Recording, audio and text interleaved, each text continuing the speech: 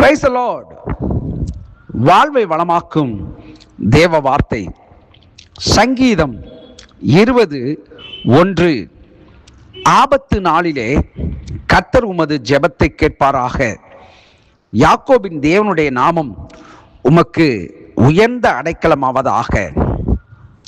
ஆம், அன்பான கர்த்தருடைய பிள்ளைகளே, இன்றைக்குரிய கர்த்தருடைய வார்த்தை, ஆபத்து நாளிலே கர்த்தர் உமது ஜெபத்தை கேட்பாராக. இன்றைய நாளிலே நாம் நம்முடைய வாழ்க்கையிலே எத்தனையோ விதமான சூழல்களை ஒவ்வொரு நாளும் நாம் கடந்து வந்து கொண்டிருக்கிறோம். சில நேரங்களிலே நம்முடைய கேள்விகள் எப்படியாக இருக்கிறது என்றால், ஏன் ஆண்டவரே என்னுடைய வாழ்க்கையிலே இப்படிப்பட்ட போராட்டம்?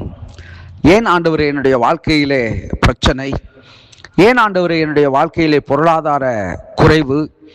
ஏன் ஏன் என்று சொல்லி 1000 கேள்விகளை நாம் கேட்டுக்கொண்டே இருக்கிறோம். சில நேரங்களிலே சரீர பிரகாரமாக ஏற்படுகிற பலவீனங்களை குறித்து சோர்ந்து போகிறோம். ஏன் ஏன் என்று சொல்லி தேவனிடத்திலே கேள்விகளை மாத்திரமே நாம் கேட்டுக்கொண்டிருக்கிறோம்.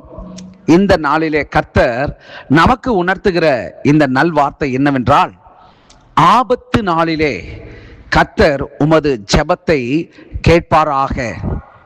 ஒருவேளை சிம்சோனுடைய வாழ்க்கையை எடுத்துக்கொள்வோம் என்று சொன்னால், அவன் தேவன் தனக்கு கொடுத்திருந்த மேன்மைகளை, உயர்வுகளை, தன்மேல் வைத்திருந்த அந்த அபிஷேகத்தை அவன் மறந்து போனவனாய், உலக ரீதியான சகல பாவத்திற்கும் உள்ளானவனாய், கடைசியில் அவனுடைய உருவே அழிவுக்கு நேராய் கடந்து போகிற சூழ்நிலையிலே அவனுடைய கடைசி சில நிமிடங்களிலே எல்லோருக்கும் முன்பதாக ஒரு பகடையாக, ஒரு விளையாட்டு பொருளை போல, வேடிக்கை பாத்திரமாக எண்ணப்பட்ட சூழ்நிலையிலே அவன் தேவனை நோக்கி ஒரு வேண்டுதல் செய்கிறான். தேவனே, இந்த ஒரு விசை எனக்கு இறங்கும், நானும் இவர்களோட கூட மடிந்து போகும்படிக்கு எனக்கு இறங்கும் என்று அவன் வேண்டுதல் செய்கிறான். அவனுடைய சூழல் எப்படிப்பட்டது என்பதை வேதத்தை அறிந்து நாம் புரிந்து கொள்ள வேண்டும்.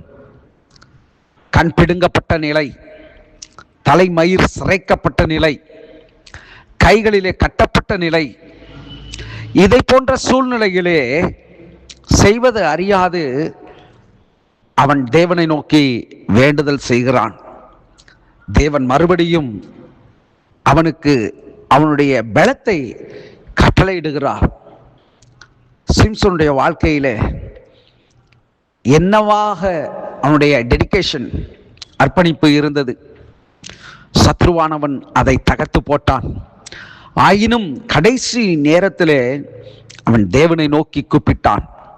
இதை ஏன் சொல்லுகிறேன் என்று சொன்னால், நம்முடைய வாழ்க்கையிலே ஆபத்தான சூழ்நிலைகள் வருகிற பொழுது தேவனை கூப்பிடுகிற ஒரு சூழ்நிலை நம்முடைய வாழ்க்கையிலே காணப்படுகிறது. பரவாயில்லை, அந்த சூழ்நிலையிலே தேவனை நோக்கி நாம் கூப்பிடுகிற பொழுது நம்முடைய தேவன் நம்மை பழி தீர்க்கிறவராக அல்ல, அந்த சூழலிலே நமக்கு உதவி செய்கிறவராக இருக்கிறார். அதுபோல ஒரு முறை சவுல் தாவீதை கொலை செய்யும்படிக்கு அவன் கடந்து வருகிற வேளையிலே தாவீதுடன் கூட இருந்த நபர்கள் சவுலை, கர்த்தர் உம்முடைய கையிலே, அந்த எதிராளியை உம்முடைய கையிலே ஒப்பு கொடுத்திருக்கிறார், கொன்று போடும் என்று சொல்லி தாவீதினிடத்திலே அவனை சார்ந்தவர்கள் சொன்ன நேரத்திலே அவன் சொன்ன ஒரு காரியம், கர்த்தரால் அபிஷேகம் பண்ணப்பட்டவன் மேல் என்னுடைய கையை போடுவது எப்படி என்று சொல்லி அந்த சவுலை அவன் விட்டு கொடுத்தான். அவனுடைய வஸ்திரத்தின் ஓரத்தை அறுத்து கொண்டு அவன் சவுலிடத்திலேயே சொல்கிறான். அவன் சொன்ன காரியம் சவுளுடைய இருதயத்தை ஒடுக்கினது, உடைத்தது. உத்தம குமாரனே என்று அவன் அழைக்கிறான்.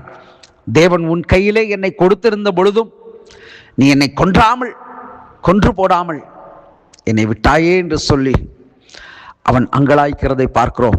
இந்த நாளிலே நீங்கள் எந்த சூழ்நிலையில் இருக்கிறீர்கள்? ஆபத்தை கண்டு கலங்காதிருங்கள், பலவீனத்தை கண்டு சோர்ந்து போகாதிருங்கள்.